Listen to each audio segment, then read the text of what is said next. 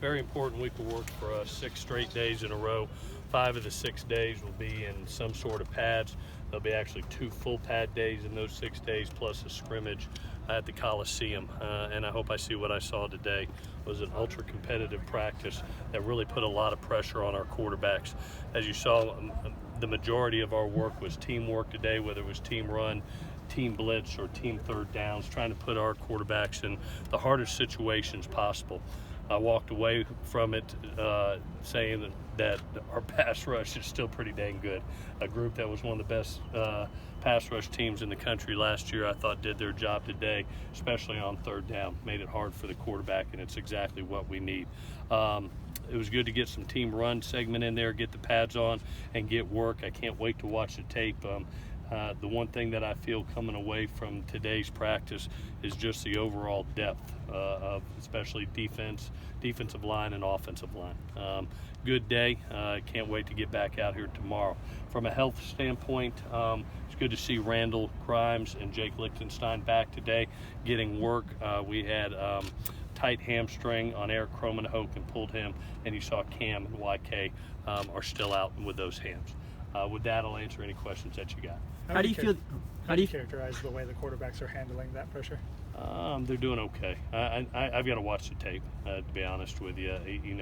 I was really functioning on seeing the protection for the first time to get true live pass rush. I was focusing mostly on the protection, and then I'll go in, watch the film, and watch the reads.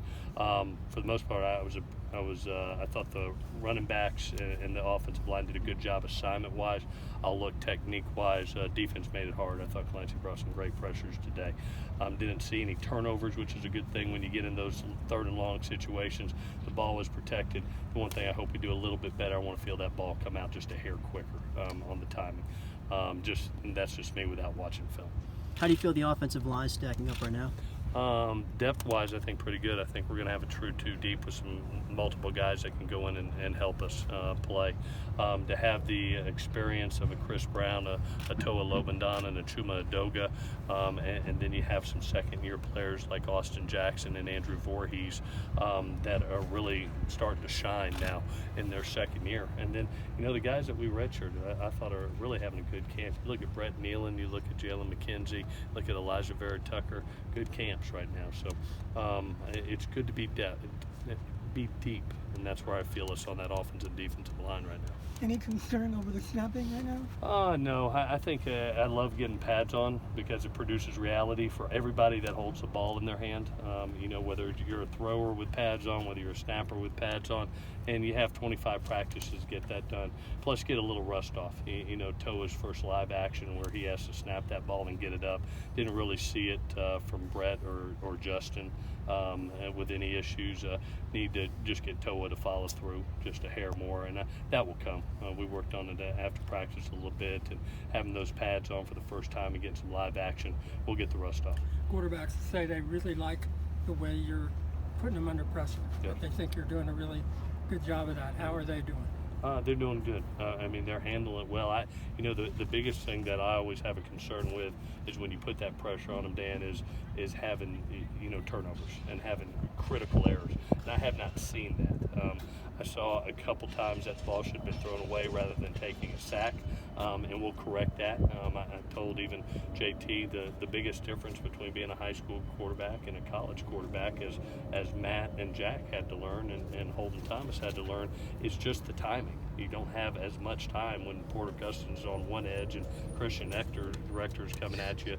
You have to make timely decisions, and the ball's got to come out. And he felt that today. And until you get to this point, you don't realize it. But I expect a major difference with the quarterbacks in the next, especially this week with 5 more pad practice. When JT does get the ball out, how have you felt about his timing with his the thing that has stood out to me is 1 is arm strength, and 2 is accuracy. To me, he does not miss many throws. That's been probably the most impressive thing I've seen about him. We need to just speed him up just a hair.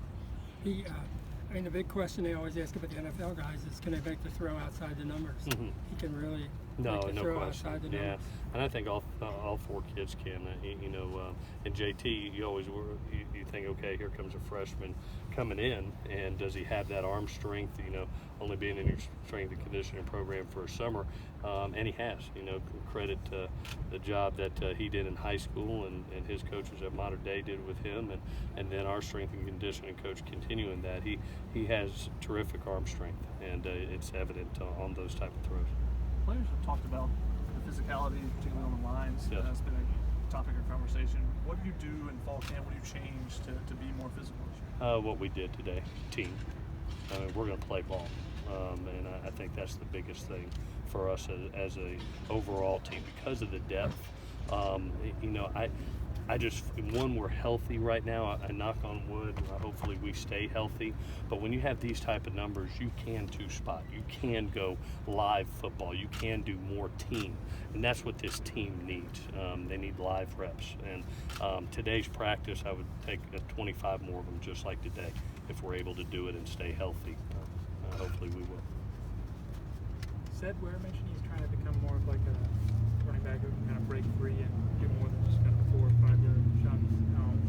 You've seen more of kind of that from him? I tell you what, probably the most as consistent guy as I've been around. He reminds me, to be honest with you, of Buck and Justin Davis, Buck Allen, Justin Davis. Just an every down back that has the capability of hitting home runs.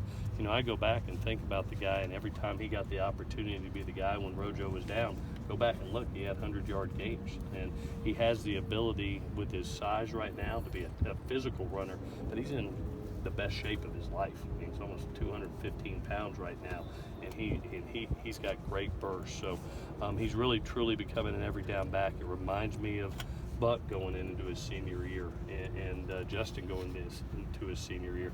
You just feel that sense of urgency by him that, hey, this is my time. And he's really putting together a good performance early in camp. Do one more. What area has Chuma maybe grown the most in? I think it just probably right now setting the example of just doing your job. You know, he's going out there and focusing on his task and not letting it, you know, maybe one play throw him off the next 2 or 3. You know, he's a guy right now that's going one play at a time. He does his job and then goes on to the next play. And he's always been an emotionally fiery guy, as we all know. You know, right now what I see for him is I'm going to get my job done. I'm going to battle within the 6 seconds between the whistles, and I'm going to the next play. And that's where I've been impressed with him right now. And thanks for mentioning that. I can't wait to say it at the team meeting today. So thanks for that question. All right, guys, thank you so much. Thanks, Brian.